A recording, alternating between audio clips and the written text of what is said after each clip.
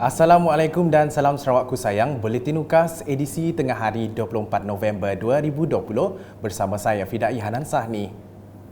Berita utama, Kerajaan Sarawak menjalin kerjasama dengan firma perunding pengurusan hutan dari Australia dalam usaha memacu semula industri perkayuan negeri ini yang terjejas akibat penularan COVID-19. Timbalan Ketua Menteri Sarawak, Dato' Amar Awang Tengah Ali Hassan berkata, firma perunding berkenaan akan membantu menyediakan pelan induk industri perkayuan bagi negeri ini.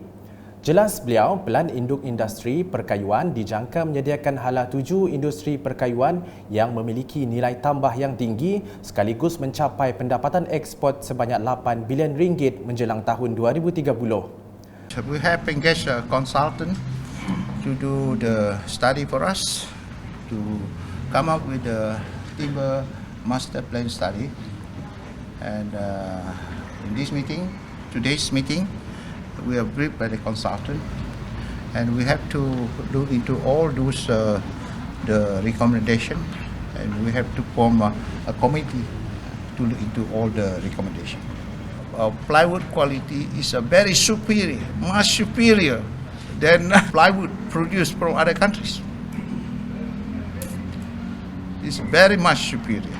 Consultant ada any from foreign countries we get? Oh yeah. From which country? Yeah, I don't know which. Australia. Australia. Yeah.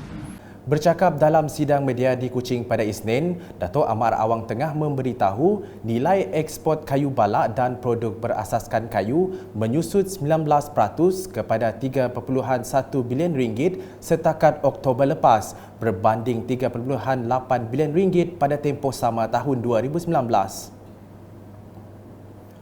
Laporan seterusnya, selepas menerima permohonan daripada ibu bapa terutamanya yang bertugas sebagai petugas barisan hadapan, taska di Pustaka Negeri Sarawak beroperasi seperti biasa namun perlu mengikut dan mematuhi prosedur operasi standard SOP yang ditetapkan.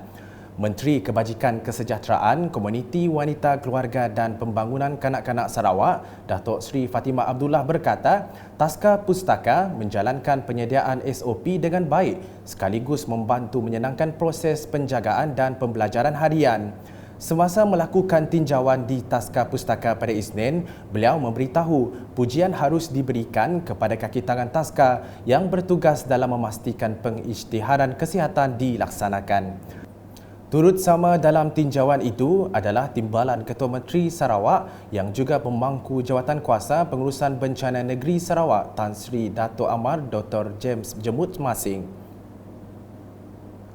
Seterusnya, tindakan sesetengah pihak yang sering memperlekeh dan mengatakan Sarawak tiada perubahan di bawah Kerajaan Gabungan Parti Sarawak GPS adalah tidak berasas dan tidak benar. Menteri Kerajaan Tempatan dan Perumahan Sarawak Datuk Seri Profesor Dr. Sim Kui Hian berkata, Kerajaan GPS merupakan sebuah kerajaan yang benar-benar serius dan komited dalam membangunkan Sarawak seperti mana slogannya Sarawak diutamakan. Semasa berucap dalam program charity goodies giveaway for the needy di Long Lama, beliau menambah adalah tidak mustahil di bawah GPS, Sarawak akan menjadi sebuah negeri maju menjelang tahun 2030. Dalam majlis itu, beliau turut mengumumkan dana sebanyak RM10,000 untuk Miri Chili Core Moral Uplifting Society dan juga RM10,000 untuk SJKC KT Long Lama. Manakala di Bintulu, setiap ahli pertubuhan, kebajikan dan dakwah Islamiah Malaysia (PEKIDA) digesa mengeratkan lagi perpaduan dalam kalangan ahli demi mencapai matlamat penubuhannya. Menteri di Jabatan Ketua Menteri, Integriti dan Ombudsman, Datuk Talib Zulkifli berkata, ini penting dalam memantapkan lagi pertubuhan ini agar lebih disenangi oleh masyarakat setempat. Ahli Dewan Undangan Negeri Adun Jepak tersebut menambah, pertubuhan kebajikan seumpamanya dapat membaiki akhlak masyarakat khususnya warga Bintulu itu sendiri. Semasa merasmikan mesyuarat agung tahunan PEKIDA Bintulu, beliau turut menggesa masyarakat untuk terus mempraktikkan amalan baharu dengan mematuhi garis panduan SOP dalam memutuskan rantaian COVID-19. Beralih ke laporan di talian, dengan kawasan berkenaan turut tidak ketinggalan menerima tempias dari Belanjawan Sarawak 2021. Adun Telian Yusip Noshbalo berkata kawasannya mendapat peruntukan besar dari belanjawan tahun lepas bagi membina infrastruktur seperti jalan raya dan penyambungan bekalan air terawat. Pada tahun lepas melalui peruntukan yang melebihi 11 bilion, kita telah mendapat begitu banyak peruntukan daripada kerajaan. Kita mendapat 14 juta jalan baru sepanjang 7 kilometer daripada SK Sekolah Kebangsaan Bulu Bau ke sekolah St. Luke Nangabau.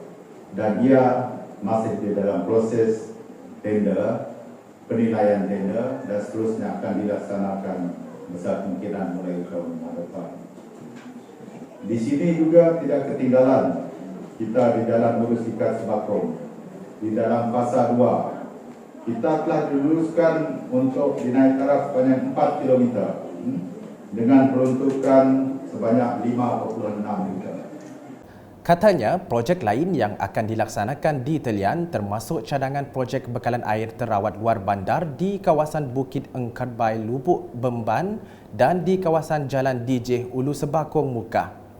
Sekian edisi Tengah Hari bersama saya Fidak Ihanan Sahni dan kru penerbitan.